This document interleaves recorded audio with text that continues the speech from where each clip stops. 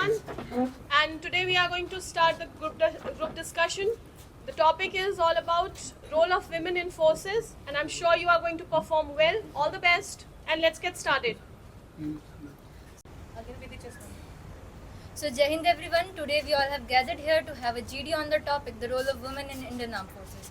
As per I believe, whenever women got the opportunity to participate, they have proved themselves, and now when they got to know that they can participate in the military also, they participated enthusiastically. And earlier also we had seen many women freedom fighters like Rani Lakshmibai, Vikaiji Kama, who fought for our nation for freedom. I agree with chess number 18 and 34 because above 11,000 women are currently serving in our Indian Armed Forces as well. I agree. Because they were given the opportunity. I agree with chess number 16 because as you see, the Supreme Court took a bold step, the government of India took a bold step when in 2020 they allowed women to join NDA. But I disagree with chess number 16 and 33 because currently women are not playing a crucial role in the armed forces to serve our Indian nation. I totally disagree on this point because their army is a huge organization that not just contains the women in the combat forces but also in many other things like army aviations, army medical corporations and many more. But in medical cooperation, men can also perform better because in medical cooperation there is no requirement of women. I don't think so. Yes, I agree with chess number 2 that some areas are remain male dominated in combat roles. But Yes, in our but- constitution also, like Article 14 says equality before law, Article 50 equal opportunity as men. It is proof that women can do everything like men. So with due respect, I would like to interrupt that women are they are capable of doing things, but according to the section 12 of the Indian Arms Act, and it's of the 1950, and it states that the government has given the various like forces, and it has also provided various opportunities to the women, and it is according to the things which are notified by the government, and this is the reason why they have not got the opportunity, and women they are not participating in the special forces or the para SF because the physical parameters in the special forces and the para SF it's really very high. And I'm not saying that it is not that women are not capable of getting coped up into that parameters, but I just want to say that women are not even trying. They are just not even a single percent of women have filled the forms which will include them, which will induct them into the para SF and the special forces, because the parameters, the physical parameters and the various other parameters which are required in the special forces and the armed forces are really very high, which only men, as far as I think, only men can combat. Means I only agree. men can. I agree with chess number 6 because it is true that biologically men and women are not similar, and it is hard for them to match the physical standards that men have. So I believe women can rather help in the logistics and strategical role in the army. I Will disagree on anybody this win? point of chess number 33 because though it is true that biologically women are not as dominant and as efficient as men because of the male hormones, but there are many other things like recently we had Indo-Pakistan scrutism in which we can see that women played a very significant and efficient role in the armed forces by as it was a scrutism by use of drones, and women can efficiently lead this and have efficiently led this operation very successfully. I partially agree with you, but what I meant to say is that women should handle the strategic role. They cannot be sent to combat because if direct attack happens on them, I don't think they will be able to. Agneta Pogart and Usha Devi, who has won above 9 medals in Olympics. I also agree with chess number 16 because in our history we have seen, like for example, the IPS Kiran Bedi who has also undergone the same process as male has done, and they have also dominated in those fields in the police, and for example in the sports also we have Mary Kom, those who have bought gold medals for our nation. As per I believe that army is not about physical. it both physical as well as mental. I do believe on this point, as army is not a fair, and as this is not a point to be noticed that it is not a point to take over that one gender over another, but it is a point that who can serve the country efficiently and more enthusiastically. I When also we talk agree about with you, women but in armed forces, then we are struck that the physical ability of men and women, but it is not necessary that physical ability physical ability could be go in armed forces.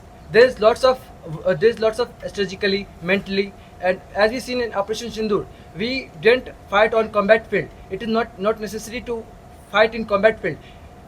Everybody said about women couldn't go in combat field, but why should women go in combat field? It should be done in the side of that field.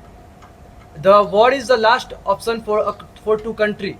There before this, the bilateral talks, the peace treaty was sent, but the peace treaty talk were also held.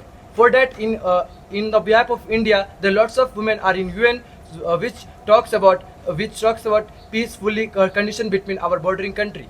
I partially disagree with you, because if women should not come in front of wars, then why should they come for the practice of army?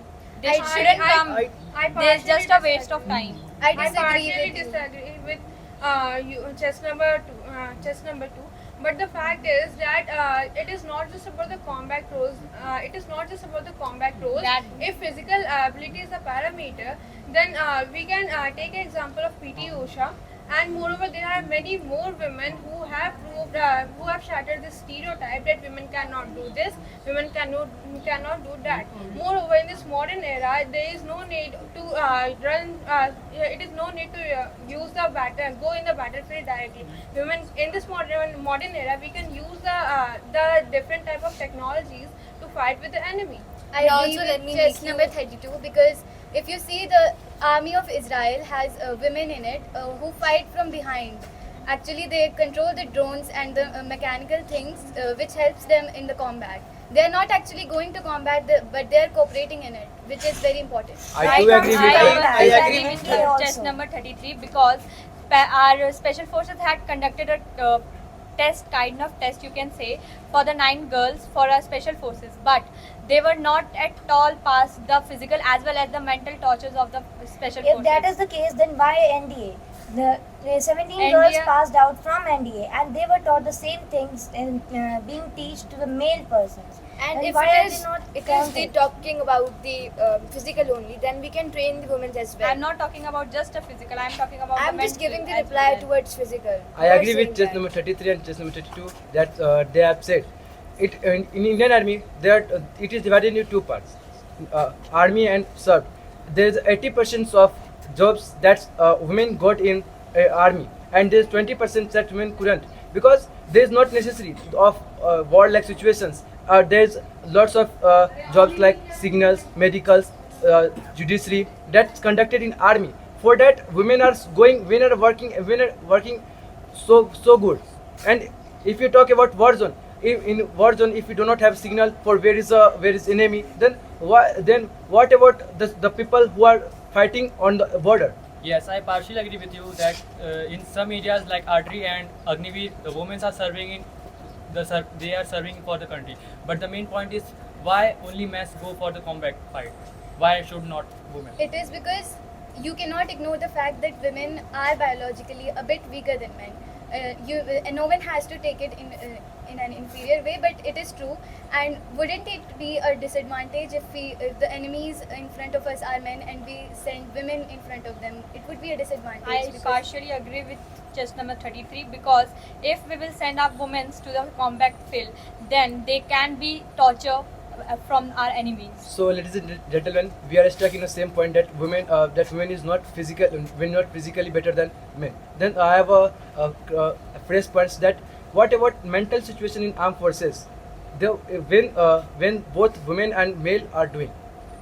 I do agree with this, just number 7, as women biologically, though women are biologically physically weaker than men, but actually they have a better cognitive growth and understanding ability than men. As women can be very helpful in the case of terror zones, as women have better sensibility and understandability that helps. That will help the armed forces in the times of terror zones to interact with the civilians. As we have seen in Operation Sindoor, that Colonel Sufia Qureshi and Wing Commander Bhumika Singh briefed the nation as the Operation Sindoor. That Operation Sindoor was done in by the behalf of technology and strategically and planned. With there is no border of physical that a woman is physically better, but the man is not physically better. It was that mentally how our India can plan so much carefully that our India could dominate Pakistan at that time period. It is never about the physical fitness or combat roles hand to hand. What is needed on the borders is what discipline, mental fitness, and courage, which women have. Current survey also says that women consist 6% of total Indian Armed Force, with highest representative of Indian Air Force, then Indian Air Force, then Indian Army. Yes, I agree with you, chess number 34, that little bits help makes the big result. In Indian Army, you have seen many history, and in Olympics, the women are playing a very virtual role to represent our country in nation. And I want to ask you all that if a woman can pull the trigger, carry the weight, and lead the charge and bring her team home, then what more must she prove to be served in armed forces? All right. Thank you so much.